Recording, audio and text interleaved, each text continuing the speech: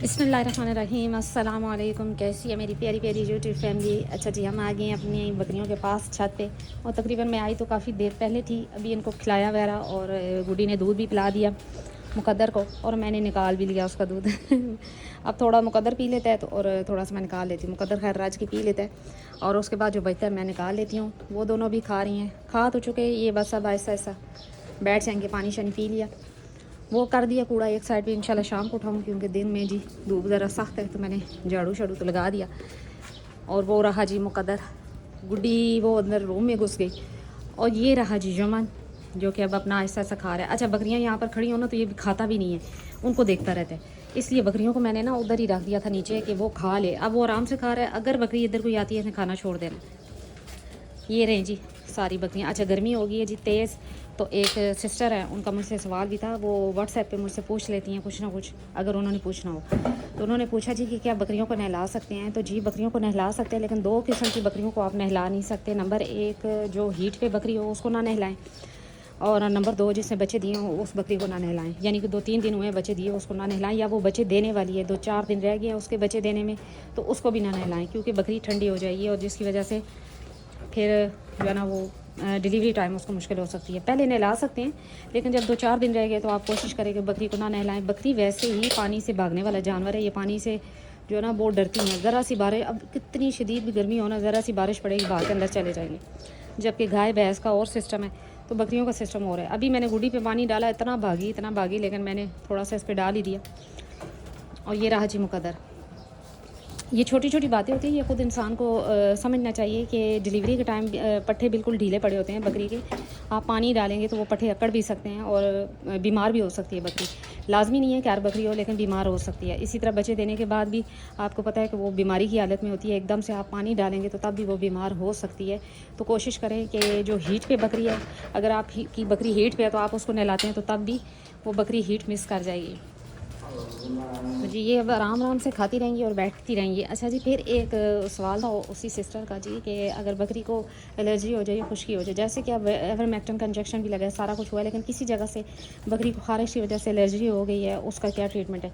अच्छा, इसको भी है दोनों साइडों पर, लेकिन अब ये देखें इसके बाल आना शुरू हो गए। यहाँ पर भी थी और इस साइड पर भी, लेकिन गुड्डी के बाल आना शुरू हो गए। मैं इसको ऑयल वगैरह लगा देती हूँ जब भी आऊँ, या मैं पायोडीन वगैरह लगा देती हूँ। तो वैसे इनकी वैक्सीन वगैरह हुई है, इस वजह से कोई इतना इशू नहीं है। लेकिन अगर आपके जानवर को इस तरह ज़रा सा कोई कहीं से भी बाल गिर जाते हैं और एलर्जी हो जाती है, ज़ख्म बनना शुरू हो जाते हैं और बाल गिर जाते हैं ख़ास तौर पे, तो उसके लिए आपने ये करना है जी कि कोकोनट ऑयल लें, और उसमें काफूर की गोली जो होती है वो पीस के मिक्स करके तो मरहम सी बना के रख लें, और जिस टाइम भी आएँ तो वो लगा दें वहाँ पर।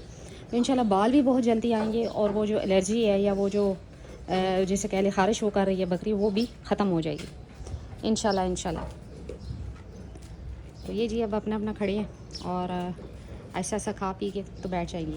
और ये जो टोटका है काफूर वाला और जो कोकोनट ऑयल वाला है, ये मैंने भी किया हुआ। मेरी एक बकरी थी, उसको बहुत सा खारिश हो गई थी, और उसके बाल झड़ गए थे एक ख़ास जगह से, इधर टांगों के पीछे से ना, जिस तरह गुड्डी के उतरे इस तरह।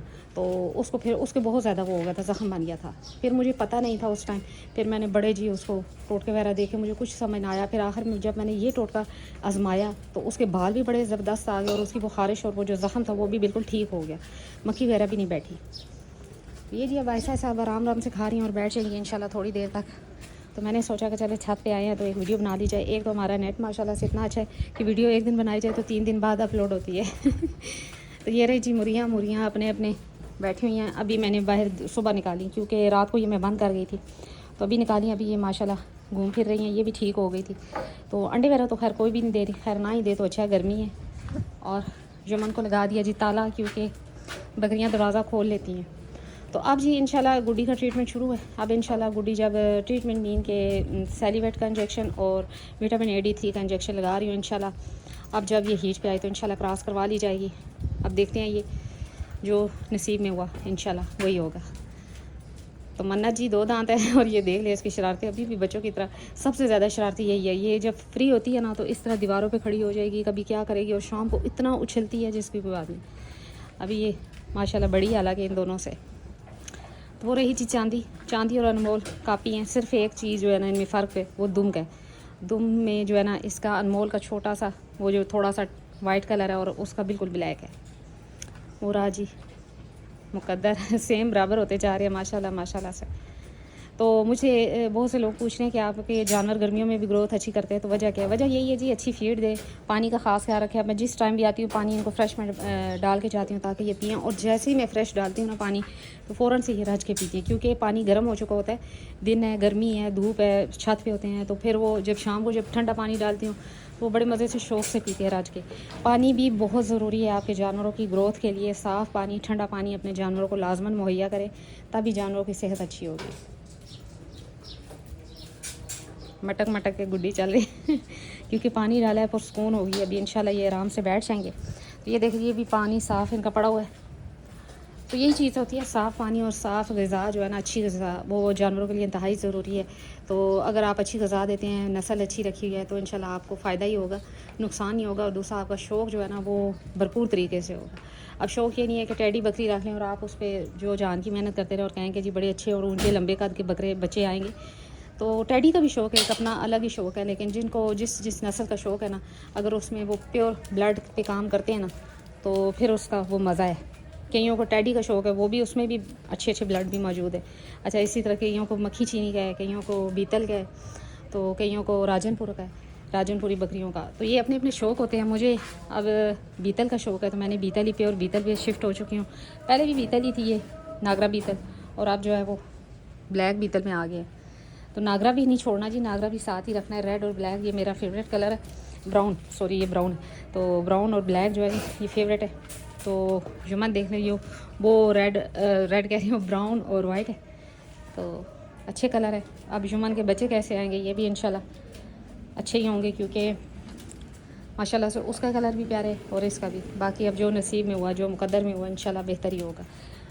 तो जी यही थी आज मेरी छोटी सी वीडियो। उम्मीद करती हूँ मेरी वीडियो अच्छी लगी होगी और मेरी बात भी समझ आई होगी।